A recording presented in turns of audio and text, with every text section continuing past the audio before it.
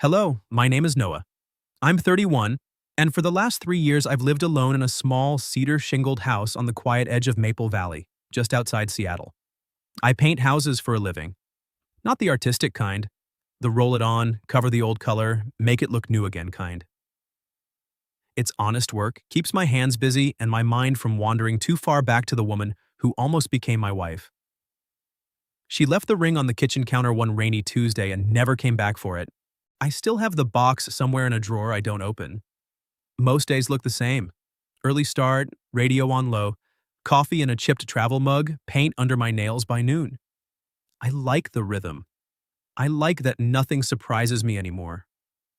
Until the afternoon, I walked across the cul-de-sac to return a 5-gallon bucket of pale gray exterior paint I'd borrowed from the realtor who sold the house next door. The place had been empty for months, then one day a moving truck appeared and a single woman carried in boxes like she was used to doing everything herself. I caught glimpses. Dark hair in a loose knot, slim shoulders under an oversized denim shirt, curtains pulled tight by nightfall. I never introduce myself.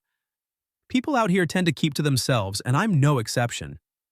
But the bucket was hers now, technically, and I'm not the kind of guy who keeps things that aren't mine. So I crossed the street just after 4, boots still speckled with dried paint, bucket swinging from one hand. The sky was the color of wet concrete, the air cool enough that I could see my breath. I climbed the 3 porch steps and knocked. The door opened faster than I expected. She stood there in soft black leggings and an old cream-colored sweater that slipped off one shoulder. No makeup. Hair damp at the ends like she'd just stepped out of the shower. 43, maybe 44, hard to tell exactly, but the kind of face that doesn't need to try.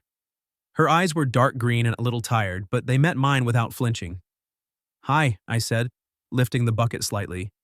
"Noah, from across the street. I think this belongs to you now." A small smile tugged at the corner of her mouth. "Isabel," she answered, taking the handle from me. Her fingers brushed mine, cold.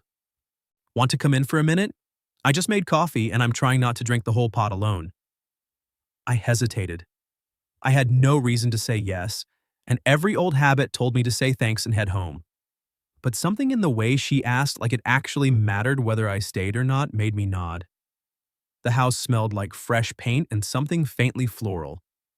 Boxes still lined one wall, but the living room was already warm. Low lamp, couch with a throw blanket, a single mug on the coffee table. She disappeared into the kitchen and came back with a second mug. Black coffee, no sugar, just the way I drink it. I didn't ask how she knew. We talked about nothing important. The weather turning, the way the maple trees drop their leaves all at once, how quiet the street gets after 8. 10 minutes, maybe 12. Easy conversation, the kind you forget 5 seconds after it ends. I set my empty mug down and stood. "Thanks for the coffee. I should let you get back to unpacking." I was 2 steps from the door when her hand closed gently around the knob before I could. She didn't block me exactly, just rested her fingers there, like she was holding the moment in place. "You're not leaving here tonight," she said, voice low, almost playful. The air changed. My pulse kicked hard against my ribs. I turned to look at her. She was smiling, but the smile didn't reach her eyes. Those stayed serious, searching, a little afraid. A second passed. 2. Then she let out a soft breath of laughter that sounded more like surrender. "Kidding," she whispered. "I just didn't want to be alone again so soon." But the smile faded fast, and what was left wasn't a joke at all. It was a woman who had spent too many nights making sure the doors were locked and the lights were low, asking, without really asking, if someone could stay long enough to remind her the world still had gentle hands. I didn't move toward the door again. I looked at her, at the faint tremor in the fingers still touching the knob, at the way she was trying so hard to look like she didn't care either way. And something in me that had been quiet for 3 years made a decision before my brain caught up. I let the door close. I set the bucket down just inside the door and took off my boots so I wouldn't track paint across her floors. Isabel watched me like she hadn't expected me to actually stay, then gave a small nod toward the kitchen. "The hinge on that door has been squeaking since the day I moved in," she said, almost apologetic. "I keep meaning to fix it, but I never get around to it." I told her I had a can of WD-40 in the truck. 2 minutes later, I was on one knee in her hallway, oiling the pins while she leaned against the counter, arms crossed, watching. The squeak died with a soft sigh. When I stood, she was closer than before. "Hungry?" she asked. "I was about to make pasta, nothing fancy, but there's plenty." I should have said I'd already eaten. Instead, I heard myself say, "I could eat." She moved around the small kitchen with quiet efficiency. Water on to boil, jar of sauce opened, a handful of basil torn straight into the pan. I offered to help, and she handed me a block of Parmesan and a grater. We worked without talking much, the only sounds the hiss of the stove and the scrape of cheese. When the pasta was done, she divided it into 2 bowls, set them on the little round table by the window, and poured us each a glass of red wine from a bottle that had been open a day or two. We ate. The silence wasn't awkward. It was careful, like both of us were afraid of breaking something new. Halfway through the meal, she set her fork down. "I used to paint," she said suddenly. "Oils, big canvases. I had a studio downtown before everything." She shrugged, as if the rest of the sentence wasn't worth finishing. I asked what happened to the studio. She looked at her wine glass. "My ex happened. He didn't like the hours, didn't like the smell of turpentine, didn't like anything that took my attention away from him." Her voice stayed level, almost clinical. "Eventually, I stopped fighting for it. One day I came home and the canvases were gone. He said he'd thrown them out so I could focus on us. I never painted again. I didn't know what to say to that, so I just listened." When the bowls were empty, she started to stand, and her foot nudged something under the couch. A corner of canvas poked out. She froze, then bent and pulled it free. It was a self-portrait, half-finished. The left side of the face was alive, warm skin tones, a soft smile, eyes bright with light. The right side was blank primer, stark white, like the person had been erased mid-breath. She stared at it for a long time. "I started this the week before I left him," she said. "I never could figure out how to finish the other half. I guess I stopped believing there was anything left to put there." I took the canvas from her hands gently, turned it to the light. The painted side was beautiful, the empty side felt like a confession. "Maybe it doesn't need finishing," I said. "Or maybe it just needs different light." She looked at me then, really looked, as if trying to decide whether I was being polite or if I actually meant it. I held her gaze until something in her shoulders loosened. We moved to the living room with the rest of the wine. She sat on the couch, knees pulled up, and I took the armchair across from her. The conversation drifted. Favorite movies, worst jobs we'd ever had, the way Seattle rain sounds different on a metal roof than on shingles. She laughed once, short, surprised, like she'd forgotten she knew how. At some point she told me about the marriage in more than fragments. How the control had started small, comments on her clothes, questions about where she'd been, then grew until she couldn't leave the house without a text check-in every hour. How she'd wake up some nights to find him reading her phone while she slept. How she finally left with nothing but the clothes she was wearing and a single suitcase, driving west until the ocean stopped her. "I don't miss him," she said quietly. "I just miss the version of me that still believed she could be loved without being owned." The bottle was empty. The clock on the wall showed almost midnight. I stood to go and she walked me to the door. Her hand brushed my arm, barely a touch, but it stopped me. "Thank you for staying," she said. Her voice was softer than I'd heard it all night. I know it was just pasta and a squeaky hinge, but it felt normal. I haven't had normal in a long time. I told her normal was overrated, but that I'd take it any night she was offering. She smiled. Small, real, tired. And for the first time all evening, the smile reached her eyes. I stepped onto the porch. The air was cold and clean. Behind me, the door closed softly, but I could still feel the warmth of that room on my skin, like I'd carried a piece of it out with me. I crossed the street under the streetlight, hands in my pockets, and didn't look back. I didn't need to. Something had already started, and neither of us was pretending we didn't know it. The days after that night didn't feel like days at all. They felt like small doors opening one after another. It started with a text the next morning. "Hey, any trick for getting paint specks off a window without scratching the glass?" I smiled at my phone in the middle of a job site, thumbs already typing back. 10 minutes later, I was at her place with a razor blade and a bottle of vinegar. She watched from the porch, arms folded, hair twisted up with a pencil, And when the last speck was gone, she handed me a cold bottle of water like it was the most natural thing in the world. After that, the messages came every day. Sometimes practical. How do you know when a lavender plant is drowning? Sometimes not. Do you think stars look closer when you're not afraid to look up? I always answered. I always showed up. I told myself I was just being neighborly. The truth was I started planning my job so I'd be free by late afternoon. I kept a clean shirt in the truck. I caught myself shaving on days I knew she might need a light bulb changed. Then came the night the storm hit. It rolled in fast. The kind of Pacific Northwest storm that turns the sky green and makes the trees bend like they're praying. I was finishing an estimate 2 streets over when the first crack of thunder hit. Power flickered, then died completely. Streetlights, porch lights, everything gone. The rain came sideways. I didn't think. I just grabbed the big flashlight from under the seat and drove the 2 minutes home. Her house was dark, curtains open for once, a single candle moving behind the glass like a heartbeat. I was soaked before I reached the porch. She opened the door the second my knuckles touched it.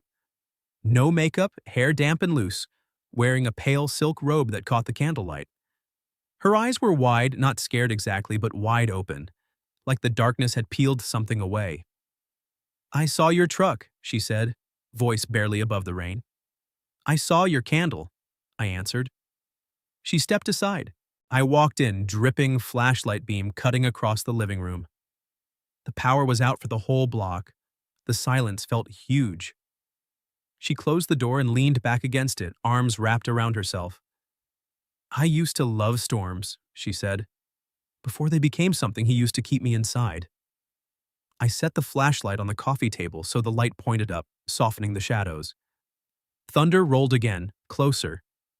She flinched, just a little. "I'm not afraid of thunder anymore," she whispered. "I'm afraid of the dark when I don't know if anyone's coming." The words hung between us, raw and unguarded. I took one step, then another, until I was close enough to see the pulse in her throat. "I'm here," I said. She looked up. The candle on the table flickered, throwing gold across her cheekbones. Her hand lifted, slow, like she was giving me every chance to move away. When I didn't, her fingers brushed my forearm, tracing the line of a scar I got from a ladder years ago. The touch was so light it almost burned. Another crash of thunder. The house shook. This time she didn't flinch. She stepped into me instead, forehead resting against my collarbone, breathing fast and shallow. I wrapped my arms around her without thinking, felt the tremble running through her shoulders. "I don't know how to do this," she said into my shirt. "I don't know how to let someone stay." "I'm not going anywhere tonight," I told her. She pulled back just enough to look at me. Rain hammered the windows. The flashlight threw soft shadows across her face, and for the first time I saw her without any armor at all, just Isabel. Tired, hopeful, terrified. Her hand slid up to my neck. Mine found the small of her back. We moved at the same time, slow, like we were both afraid the moment would shatter. When our lips met, it wasn't fireworks. It was shelter. A quiet, desperate kind of kiss that tasted like rain and relief, and 8 years of locked doors finally opening. We didn't rush. We stood there in the half-dark, kissing like people learning how all over again. Her fingers curled into my hair. My thumb traced the line of her jaw. Thunder kept rolling, but it sounded miles away now. When we broke apart, we were breathing the same air. She rested her forehead against mine. "I don't want you to fix me," she whispered. "I don't want to fix you," I said. "I just want to be here while you remember how." She laughed once, soft and shaky, then took my hand and led me to the couch. We sat side by side, knees touching, flashlight still glowing between us. The storm raged outside, but inside the room felt steady for the first time in years. Power never came back that night. We didn't need it.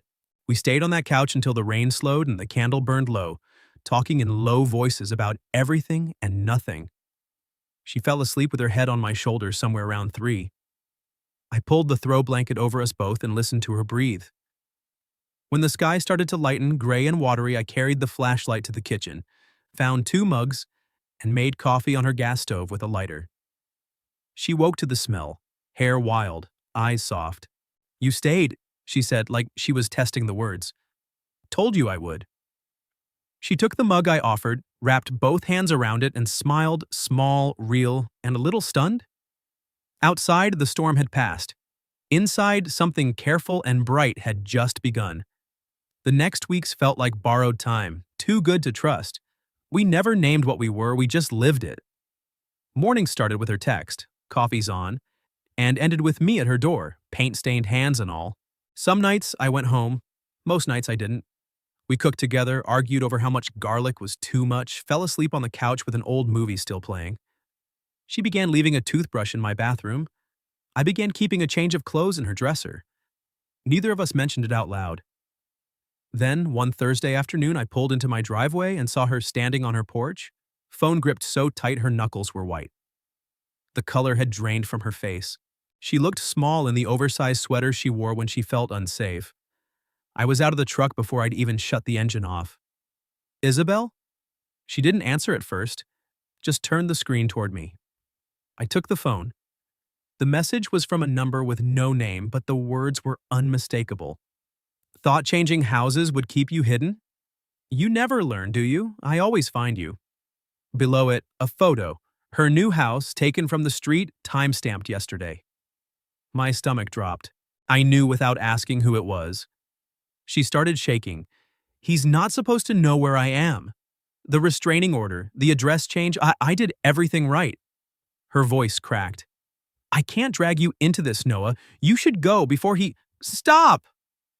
I handed the phone back and took her cold hands in mine. Look at me. She did, eyes glassy with panic.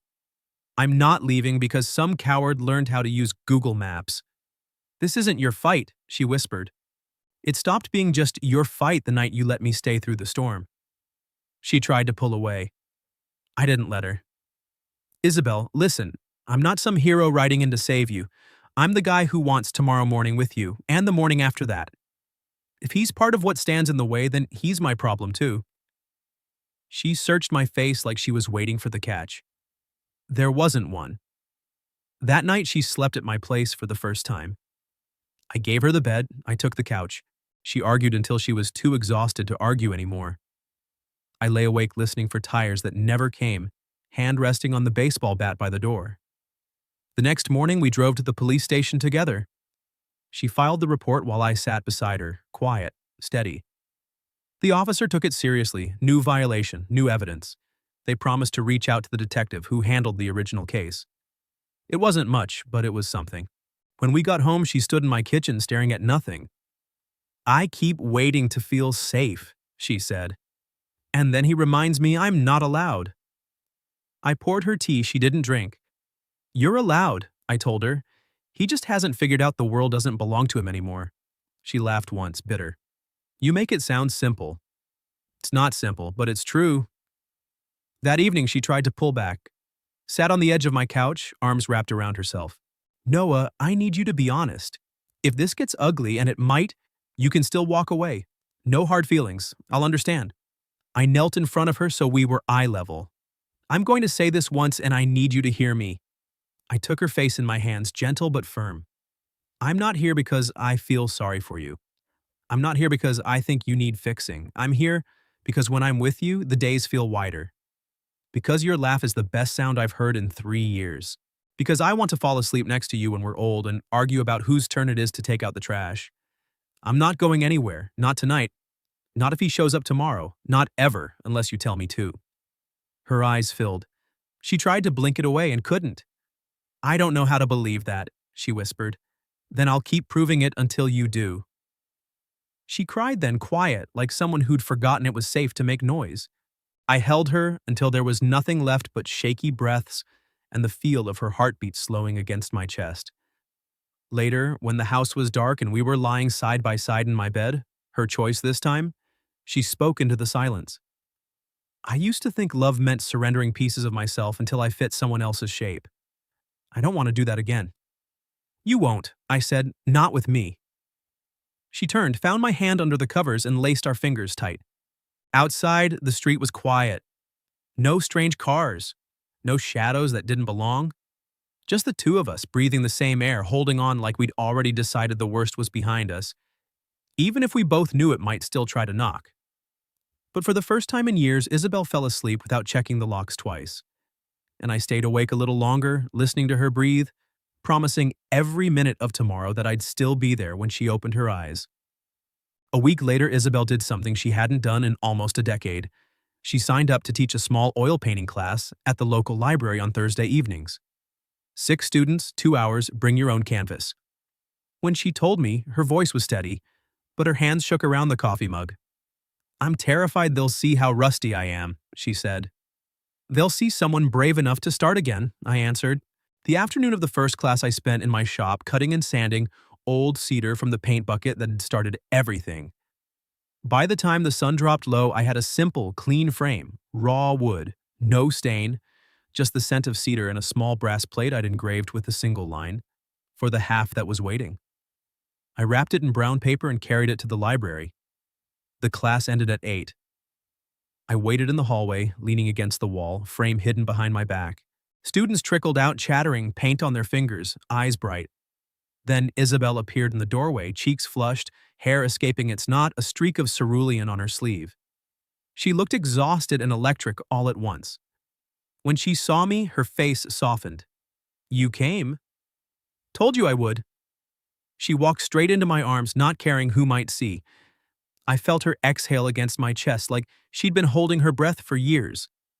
"I finished someone's painting tonight," she whispered. "One of the students started a portrait and got stuck.